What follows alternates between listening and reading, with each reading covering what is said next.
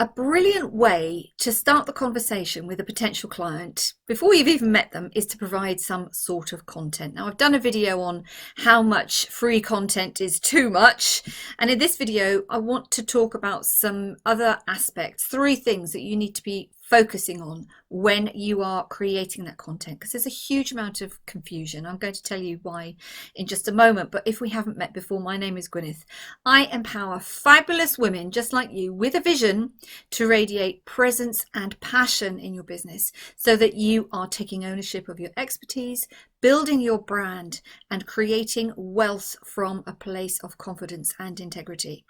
Now, when it comes to so-called info products, it can be very tempting to go completely overboard, so that you're just providing too much, as I said in my previous video, or to assume that actually nobody's going to be interested. It's a very vicious circle, and I was just speaking to a client this morning about it, which motivated me to do this video.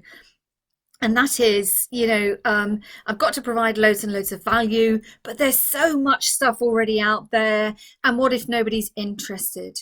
Well, let's be clear. The days of passive income where people pay you money just to buy something and you get rich on, those days are over. The relationship marketing, the emotional connection to the people that we work with has become even more important than it was a year ago, 2 years ago, 5 years ago. And if you try to automate too much, if there's no personality, if there's no depth, if there's no love in what it is that you do, then those info products are going to be worth even less. I mean, like I said, there is a huge amount of stuff on the internet. And as I was explaining to this client, as a small business owner, quite honestly, when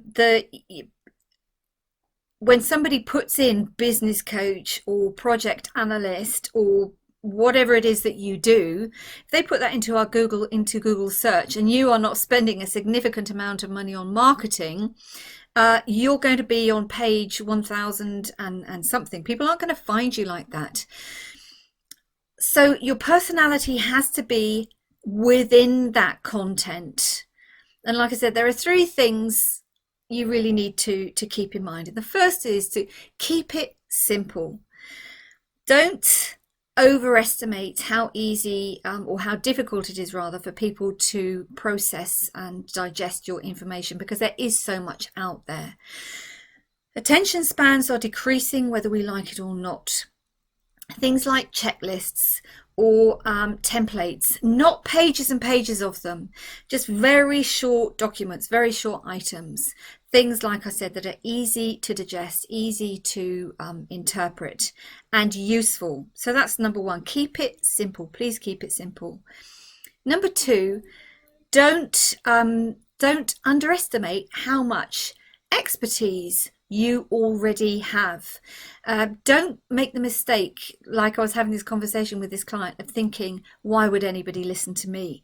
Because you have a very unique approach to what it is that you do. You are unique, your brand is unique, you are fabulous, and the way that you approach your work, the way that you share your information is going to be very unique.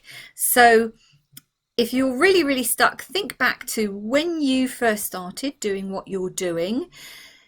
What were the questions that you asked? People are lazy as well, they want to find the answers on the internet. What were the questions you first asked when you started out within your area of expertise? And start answering those questions, like I said, in the form of checklists or templates or whatever. So that's number 2. Number 3, comparisonitis is a killer. Don't compare yourself with other people, potentially big corporations, because they have got loads of money to be marketing themselves. Really focus on your authenticity. Really focus on what makes you special. And that means not copying what other people are doing. Now, I'm not talking about plagiarism. I'm not talking about, I'm going to assume that you won't copy word for word what somebody else is putting out there. Unfortunately, it does happen a lot in business. There's not a lot you can do about it. unless you want to take somebody to court. But when I say don't copy, is don't try to imitate what other people are doing, because when you do that, you move out of alignment with who you are. And regardless of how good you think you are at actually putting yourself out there, the people watching you or the people reading what you're producing, they're going to sense at some level that something's not right. I think I've spoken about this before as well. So when you are creating that content, stick to those three things. Number one, keep it very simple. Don't use complicated language, keep it short, make it useful.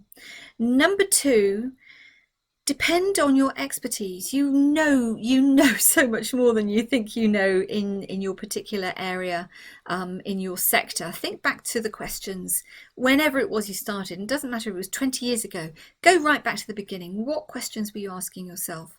And number three, don't be tempted to try and imitate other people because you're insecure about what it is you are doing. The only way you are going to gain confidence and get comfortable with what you're talking about is when you feel aligned with what it is you are talking about.